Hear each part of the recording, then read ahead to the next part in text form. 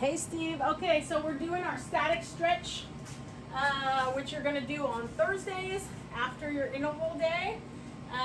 So these stretches, because they're static, that means we're just holding them in the one position. You can hold each one from anywhere from 30 seconds to 2 minutes. So it's really up to you. If you find that something is more tight, like if you're like, oh, I stretched that, it's not so tight, 30 seconds, cool. If something's really tight, I would maybe go more towards 1 minute to 2 minutes in that position, especially if it's your hip flexors that are tight. I would hold those a little bit longer.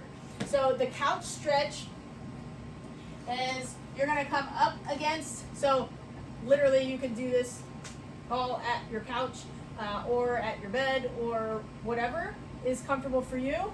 Or if you're right here, you can use your bench. So you're basically gonna take one foot, bring it up behind you as high as you can. So the progression for this would be to start, you can start kind of in a side kneeling position. You're gonna rotate your body out. You're gonna windshield wiper that foot up so it comes right up onto the couch or the your bench or whatever. And then you're gonna bring this front foot forward. So you're in this lunge position. This might already, if you're super tight, you might already feel it here. And then if that's the case, then you just hold that. If you're like, nah, I don't really feel that too much, great. Then start walking yourself up till you get to this position. You want to really make sure that you're squeezing your glutes, which is going to really put a stretch in the front of that hip flexor.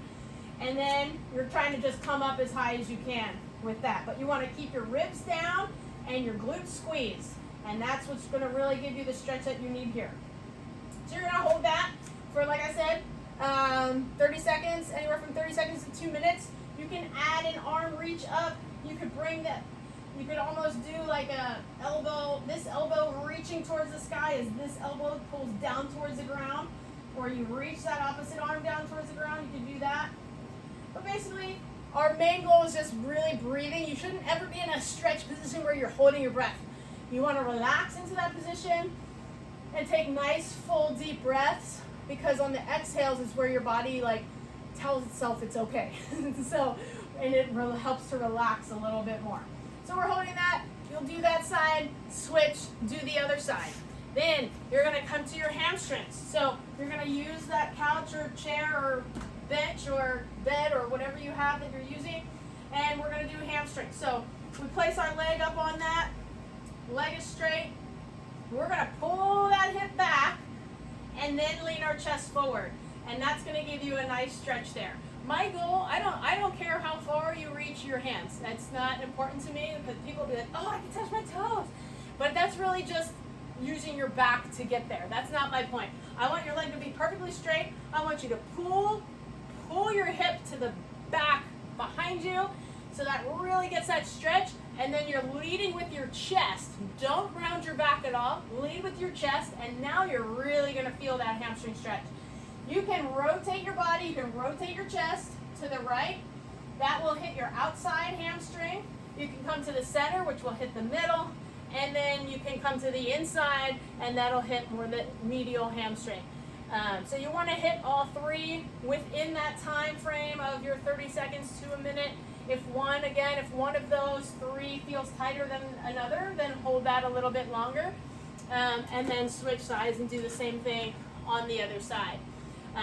Again, if it's tighter, if you're like, man, my hamstring's really tight, hold it for a little bit longer. You might even just put your leg up here and be like, oh, I already feel it.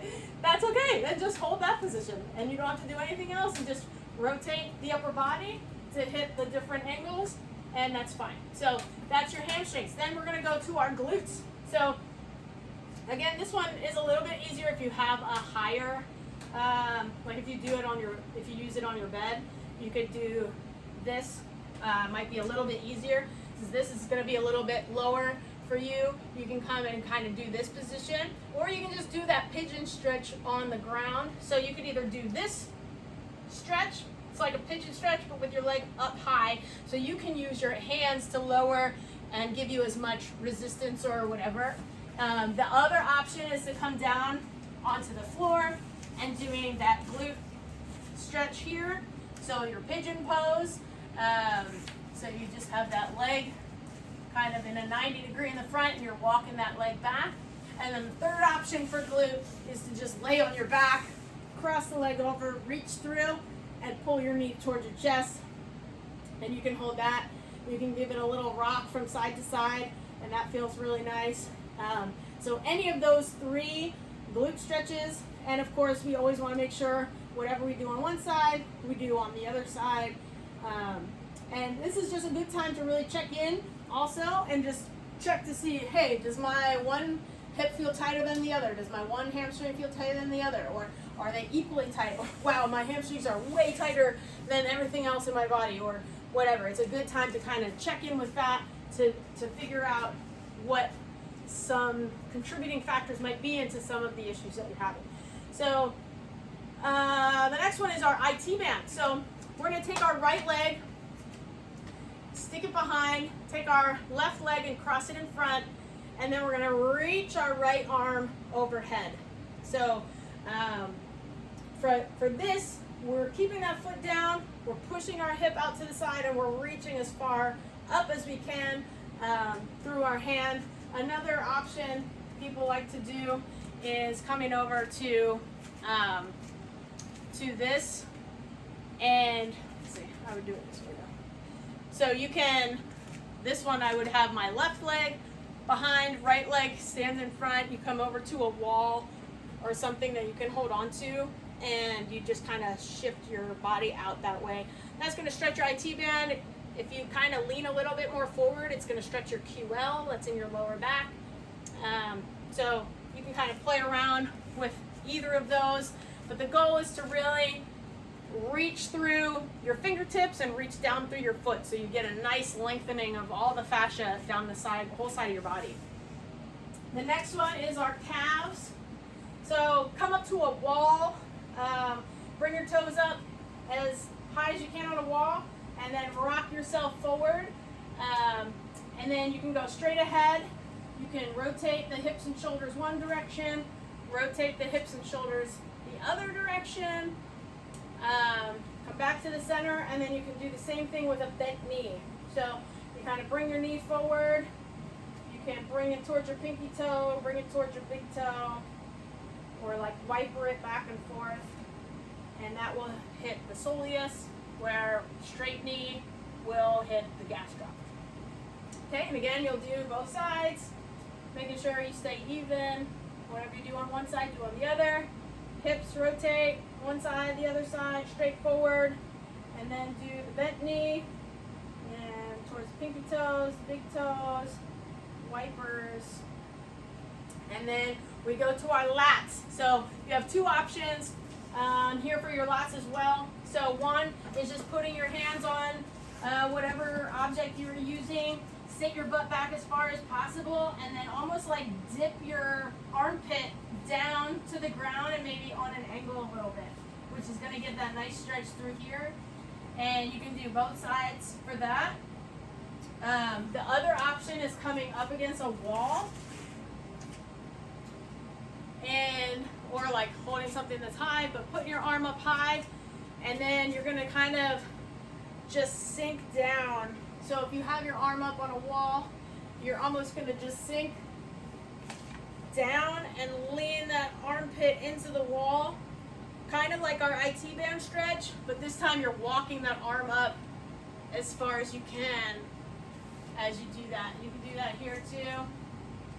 So again, it's just leaning into the wall and really getting that nice stretch all the way down that whole side of your body. And then the last one is our pec stretch. So this one's again at the wall. You can play with this one as well with the angles of your arm. So I find that most people, this one is the tightest. So having your arm up high, and then so if your arm is on a wall, it's up high, you're gonna step forward with the same side leg and then rotate out away from the arm. So that is usually the tightest, where people feel the tightest. But then you can do it at just horizontal, same thing, step through with the same side leg and rotate away. And then you can also do low. and do that. That one I don't really feel, but some people do. I've just never felt that one. So I would stick with probably just up and middle, high and middle, and just doing that rotation away.